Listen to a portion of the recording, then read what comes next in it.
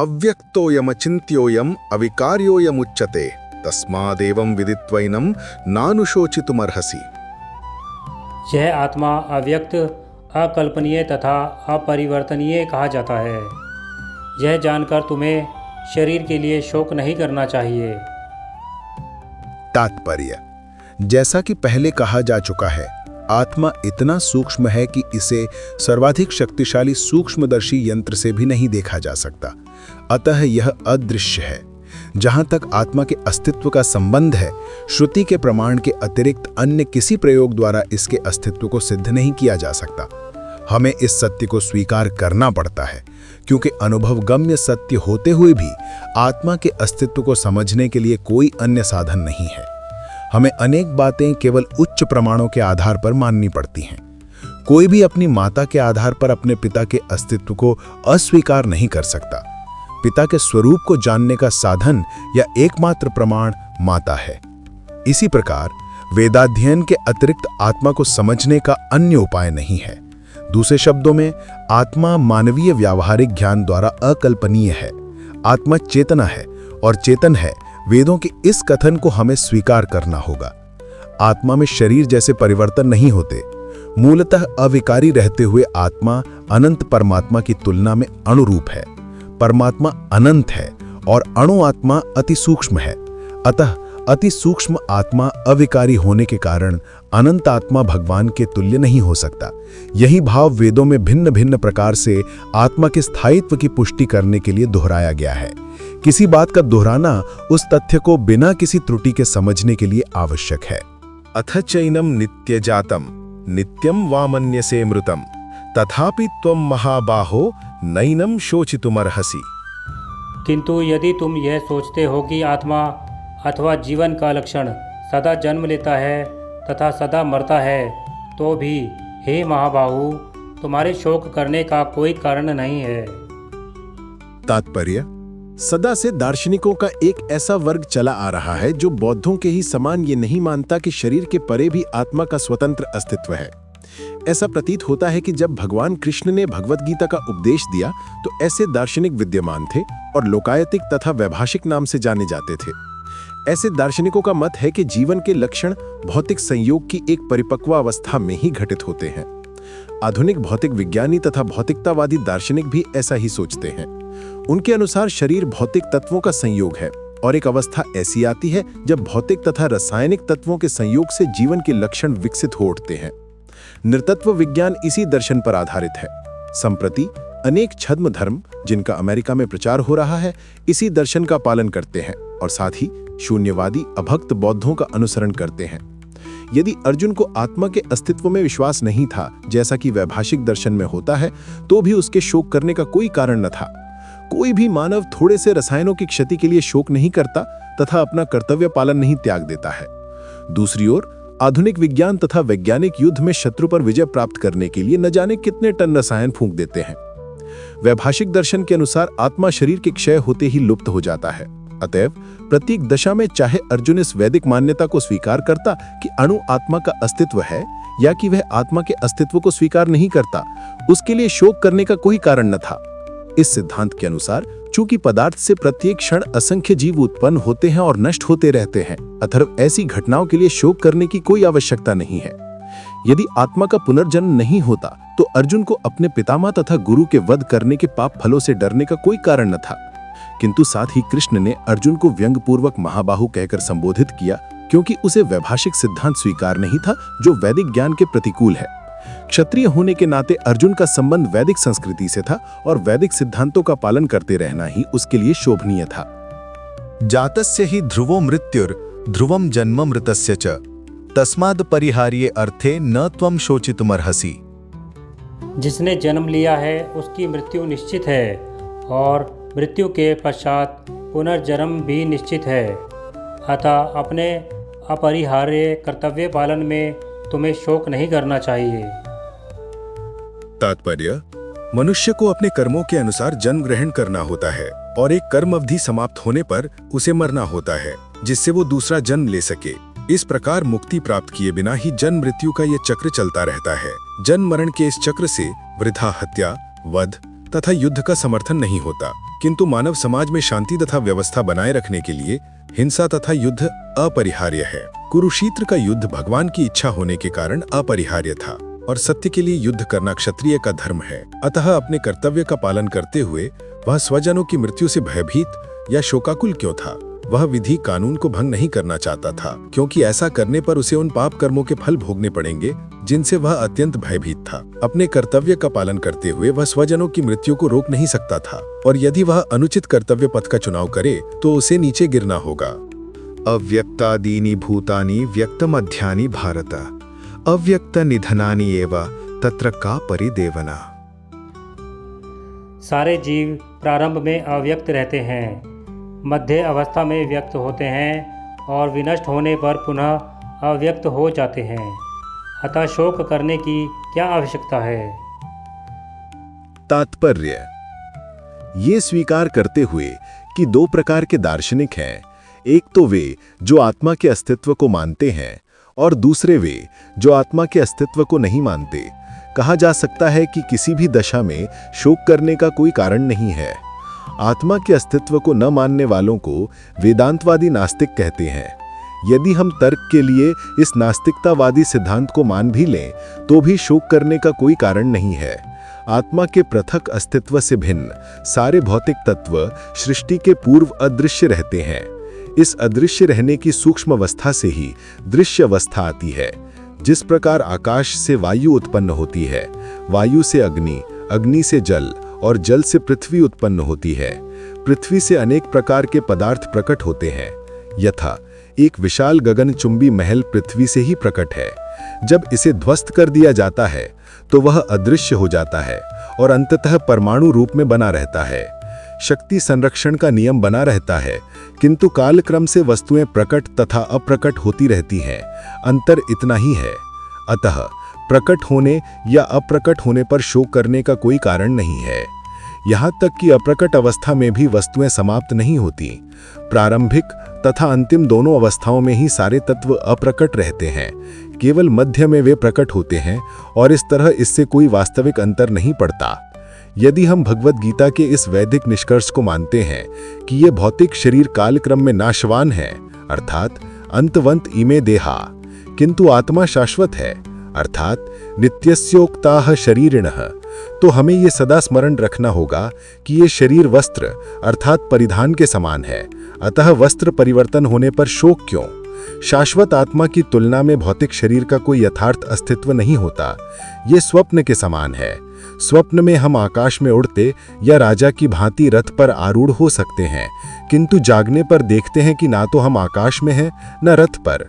वैदिक ज्ञान आत्म साक्षात्कार को भौतिक शरीर के अनस्तित्व के आधार पर प्रोत्साहन देता है। अतः चाहे हम आत्मा के अस्तित्व को माने या न माने, शरीर नाश के लिए शोक करने का कोई कारण नहीं है। आश्चर्यवत् पश्यति कश्चिदेन आश्चर्यवद् वदति तथैव चान्यः आश्चर्यवत् चैनम अन्यः शृणोति श्रुत्वा पेनम वेद न चैव कश्चित्। कोई आत्मा को आश्चर्य से देखता है, कोई इसे आश्चर्य की तरह बताता है तथा कोई इसे आश्चर्य की तरह सुनता है, किंतु कोई कोई इसके विषय में सुनकर भी कुछ नहीं समझ पाते। तात्पर्य: चूंकि गीतोपनिषद उपनिषदों के सिद्धांत पर आधारित है, अतः कठोपनिषद में इस श्लोक का होना कोई आश्चर्यजनक नहीं है। श्रवणीयापि बहुभी यो न लभ्यः शृण्वन्तोऽपि बहुवो यम न विद्युः आश्चर्यो वक्ता कुशलो अस्य लब्धा आश्चर्यो अस्य ज्ञाता कुशलानुशिष्टः। विशाल पशु, विशाल वट वृक्ष तथा 1 इंच स्थान में लाखों करोड़ों की संख्या में उपस्थित सूक्ष्म कीटाणुओं के भीतर अणु आत्मा की उपस्थिति निश्चित रूप से आश्चर्यजनक है। अल्पज्ञ तथा दुराचारी व्यक्ति आत्मा के स्फुलिंग के चमत्कारों को नहीं समझ पाता, भले ही उसे बड़े से बड़ा ज्ञानी जिसने विश्व के प्रथम प्राणी ब्रह्मा को भी शिक्षा दी हो क्यों न समझाए। वस्तुओं के स्थूल भौतिक बोध के कारण इस युग के अधिकांश व्यक्ति इसकी कल्पना नहीं कर सकते कि इतना सूक्ष्म कण किस प्रकार इतना विराट तथा इतना लघु बन सकता है। अतः लोग आत्मा को उसकी संरचना या उसके विवरण के आधार पर ही आश्चर्य से देखते हैं। इंद्रिय तृप्ति की बातों में फंसकर लोग भौतिक शक्ति माया से इस तरह मोहित होते हैं कि उनके पास आत्मज्ञान को समझने का अवसर ही नहीं रहता। यद्यपि ये तथ्य है कि आत्मज्ञान के बिना सारे कार्यों का दुष्परिणाम जीवन संघर्ष में पराजय के रूप में होता है, संभवतः उन्हें इसका कोई अनुमान नहीं होता कि मनुष्य को आत्मा के विषय में चिंतन करना चाहिए और दुखों का हल खोज निकालना चाहिए। ऐसे थोड़े से लोग जो आत्मा के विषय में सुनने के इच्छुक हैं, अच्छी संगति पाकर भाषण सुनते हैं, किंतु कभी कभी अज्ञानवश वे परमात्मा तथा अणु आत्मा को एक समझ बैठते हैं। ऐसा व्यक्ति खोज पाना कठिन है जो परमात्मा, अणु आत्मा, उनके पृथक पृथक कार्यों, संबंधों एवं अन्य विस्तारों को सही ढंग से समझ सके। इससे अधिक कठिन है ऐसा व्यक्ति खोज पाना जिसने आत्मा के ज्ञान का पूरा पूरा लाभ उठाया हो और जो सभी पक्षों से आत्मा की स्थिति का सही सही निर्धारण कर सके। किंतु यदि कोई किसी तरह से आत्मा के इस विषय को समझ लेता है तो उसका जीवन सफल हो जाता है। इस आत्मज्ञान को समझने का सरलतम उपाय यह है कि अन्य मतों से विचलित हुए बिना परम प्रमाण भगवान कृष्ण द्वारा कथित भगवद गीता के उपदेशों को ग्रहण कर लिया जाए। किंतु इसके लिए भी इस जन्म में या पिछले जन्मों में प्रचुर तपस्या की आवश्यकता होती है, तभी कृष्ण को श्री भगवान के रूप में स्वीकार किया जा सकता है। पर कृष्ण को इस रूप में जानना शुद्ध भक्तों की अहेतु की कृपा से ही होता है, अन्य किसी उपाय से नहीं। देहि नित्यम अवध्यो अयम देहे सर्वस्य भारत तस्मात् सर्वाणि भूतानि न त्वं शोचितुमर्हसि। हे भरतवंशी, शरीर में रहने वाले देही का कभी भी वध नहीं किया जा सकता, अतः तुम्हें किसी भी जीव के लिए शोक करने की आवश्यकता नहीं है। तात्पर्य: अब भगवान अविकारी आत्मा विषयक अपना उपदेश समाप्त कर रहे हैं। अमर आत्मा का अनेक प्रकार से वर्णन करते हुए भगवान कृष्ण ने आत्मा को अमर तथा शरीर को नाशवान सिद्ध किया है। अतः क्षत्रिय होने के नाते अर्जुन को इस भय से कि युद्ध में उसके पितामह भीष्म तथा गुरु द्रोण मर जाएंगे, अपने कर्तव्य से विमुख नहीं होना चाहिए। कृष्ण को प्रमाण मानकर भौतिक देह से भिन्न आत्मा का पृथक अस्तित्व स्वीकार करना ही होगा।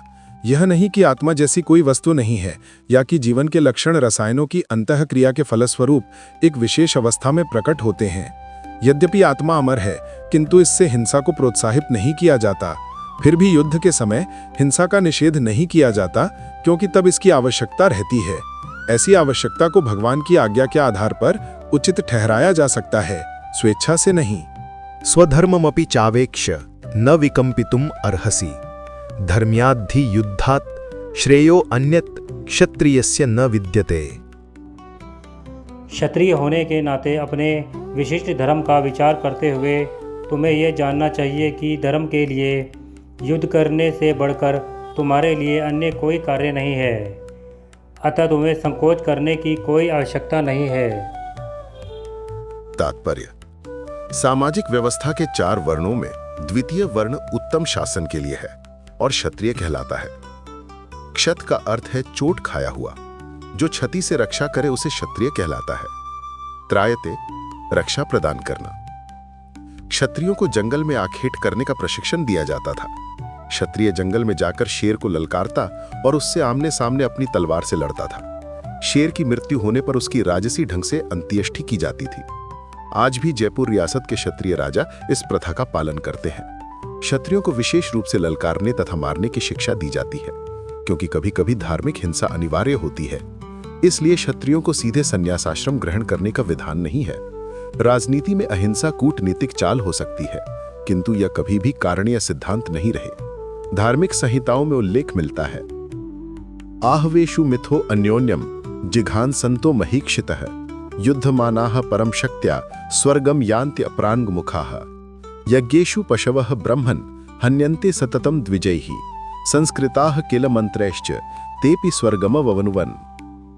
युद्ध में विरोधी ईर्ष्यालु राजा से संघर्ष करते हुए मरने वाले राजा या क्षत्रिय को मृत्यु के अनंतर वे ही उच्च लोक प्राप्त होते हैं जिनकी प्राप्ति यज्ञ अग्नि में मारे में पशुओं को होती है। अतः धर्म के लिए युद्ध भूमि में वध करना तथा याज्ञिक अग्नि के लिए पशुओं का वध करना हिंसा कार्य नहीं माना जाता, क्योंकि इसमें निहित धर्म के कारण प्रत्येक व्यक्ति को लाभ पहुंचता है और यज्ञ में बलि दिए गए पशु को एक स्वरूप से दूसरे में बिना विकास प्रक्रिया के ही तुरंत मनुष्य का शरीर प्राप्त हो जाता है।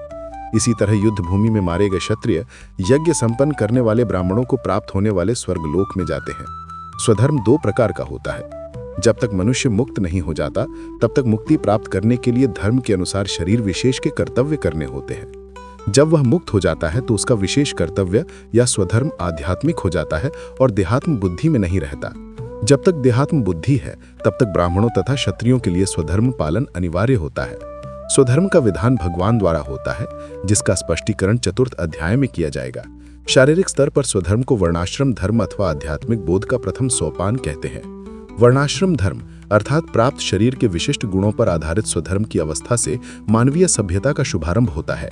वर्णाश्रम धर्म के अनुसार किसी कार्य क्षेत्र में स्वधर्म का निर्वाह करने से जीवन के उच्चतर पद को प्राप्त किया जा सकता है। यदृच्छया चोपपन्नम स्वर्गद्वारम अपावृतम सुखिनः क्षत्रियाः पार्थ लभन्ते युद्धमीदृशम। हे पार्थ, वे क्षत्रिय सुखी हैं जिन्हें ऐसे युद्ध के अवसर अपने आप प्राप्त होते हैं, जिससे उनके लिए स्वर्ग लोक के द्वार खुल जाते हैं। तात्पर्य: विश्व के परम गुरु भगवान कृष्ण अर्जुन की इस प्रवृत्ति की भर्त्सना करते हैं जब वो कहता है कि उसे इस युद्ध में कुछ भी तो लाभ नहीं दिख रहा है, इससे नरक में शाश्वत वास करना होगा। अर्जुन द्वारा ऐसे वक्तव्य केवल अज्ञानजन्य थे। वो अपने स्वधर्म के आचरण में अहिंसक बनना चाह रहा था, किंतु एक क्षत्रिय के लिए युद्ध भूमि में स्थित होकर इस प्रकार अहिंसक बनना मूर्खों का दर्शन है। पराशर स्मृति में व्यासदेव के पिता पराशर ने कहा है, क्षत्रियो ही प्रजा रक्षण शस्त्र पाणि प्रदंडयन निर्जीत्य पर सैन्याधिक्षितिम धर्मेण पालयेत।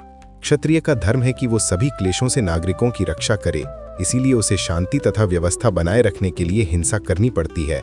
अतः उसे शत्रु राजाओं के सैनिकों को जीतकर संसार पर राज्य करना चाहिए। यदि सभी पक्षों पर विचार करें तो अर्जुन को युद्ध से विमुख होने का कोई कारण नहीं था। यदि वो शत्रुओं को जीतता है तो राज्य भोग करेगा, और यदि वो युद्ध भूमि में मरता है तो स्वर्ग को जाएगा, जिसके द्वार उसके लिए खुले हुए हैं। युद्ध करने से उसे दोनों ही तरह लाभ होगा। अथ चेत्त्वमिमं धर्म्यं संग्रामं न करिष्यसि ततः स्वधर्मं कीर्तिं च हित्वा पापम अवाप्स्यसि। किंतु यदि तुम युद्ध करने के स्वधर्म को संपन्न नहीं करते तो तुम्हें निश्चित रूप से अपने कर्तव्य की उपेक्षा करने का पाप लगेगा, और तुम योद्धा के रूप में भी अपना यश खो दोगे। तात्पर्य: अर्जुन विख्यात योद्धा था जिसने शिव आदि अनेक देवताओं से युद्ध करके यश अर्जित किया था। शिकारी के वेश में शिवजी से युद्ध करके तथा उन्हें हराकर अर्जुन ने उन्हें प्रसन्न किया था और वर के रूप में पाशुपतास्त्र प्राप्त किया था। सभी लोग जानते थे कि वह एक महान योद्धा है। स्वयं द्रोणाचार्य ने उसे आशीष दिया था और एक विशेष अस्त्र प्रदान किया था, जिससे वह अपने गुरु का भी वध कर सकता था। इस प्रकार वह अपने धर्मपिता एवं स्वर्ग के राजा इंद्र समेत अनेक अधिकारियों से अनेक युद्धों के प्रमाण पत्र प्राप्त कर चुका था। किंतु यदि वह इस समय युद्ध का परित्याग करता है तो वह न केवल क्षत्रिय धर्म की उपेक्षा का दोषी होगा, अपितु उसके यश की भी हानि होगी और वह नरक जाने के लिए अपना मार्ग तैयार कर लेगा। दूसरे शब्दों में, वह युद्ध करने से नहीं अपितु युद्ध से पलायन करने के कारण नरक का भागी होगा। अकीर्तिम चापि भूतानि कथयिष्यन्ति ते अव्ययां संभावितस्य चाकीर्तिर मरणादतिरिच्यते। लोग सदैव तुम्हारे अपयश का वर्णन करेंगे, और सम्मानित व्यक्ति के लिए अपयश तो मृत्यु से भी बढ़कर है। तात्पर्य: अब अर्जुन के मित्र तथा गुरु के रूप में भगवान कृष्ण अर्जुन को युद्ध से विमुख न होने का अंतिम निर्णय देते हैं। वे कहते हैं, अर्जुन, यदि तुम युद्ध प्रारंभ होने के पूर्व ही युद्ध भूमि छोड़ देते हो तो लोग तुम्हें कायर कहेंगे, और यदि तुम सोचते हो कि लोग गाली देते रहें किंतु तुम युद्ध भूमि से भागकर अपनी जान बचा लोगे, तो मेरी सलाह है कि तुम्हें युद्ध में मर जाना ही श्रेयस्कर होगा।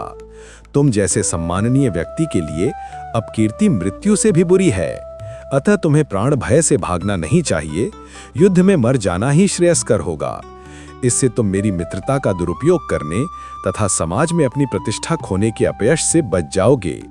अतः अर्जुन के लिए भगवान का अंतिम निर्णय था कि वो संग्राम से पलायन न करे, अपितु युद्ध में मरे। भयाद्रणादुपरतम मन्स्यन्ते त्वाम महारथाः येषां च त्वं बहुमतो भूत्वा यास्यसि लाघवम्। जिन जिन महान योद्धाओं ने तुम्हारे नाम तथा यश को सम्मान दिया है, वे सोचेंगे कि तुमने डर के मारे युद्ध भूमि छोड़ दी है, और इस तरह वे तुम्हें तुच्छ मानेंगे। तात्पर्य: भगवान कृष्ण अर्जुन को अपना निर्णय सुना रहे हैं कि तुम यह मत सोचो कि दुर्योधन, कर्ण तथा अन्य समकालीन महारथी यह सोचेंगे कि तुमने अपने भाइयों तथा पितामह पर दया करके युद्ध भूमि छोड़ी है। वे तो यही सोचेंगे कि तुमने अपने प्राणों के भय से युद्ध भूमि छोड़ी है। इस प्रकार उनकी दृष्टि में तुम्हारे प्रति जो सम्मान है वह धूल में मिल जाएगा। अवाच्य वादांश्च बहून् वदिष्यन्ति तवाहिताः निंदन्तस्तव सामर्थ्यम ततो दुःखतरम नु किम। तुम्हारे शत्रु अनेक प्रकार के कटु शब्दों से तुम्हारा वर्णन करेंगे और तुम्हारी सामर्थ्य का उपहास करेंगे। तुम्हारे लिए इससे दुखदाई और क्या हो सकता है। तात्पर्य: प्रारंभ में ही भगवान कृष्ण को अर्जुन के अयाचित दया भाव पर आश्चर्य हुआ था और उन्होंने इस दया भाव को अनार्योचित बताया था। अब उन्होंने विस्तार से अर्जुन के तथाकथित दया भाव के विरुद्ध कहे गए अपने वचनों को सिद्ध कर दिया है।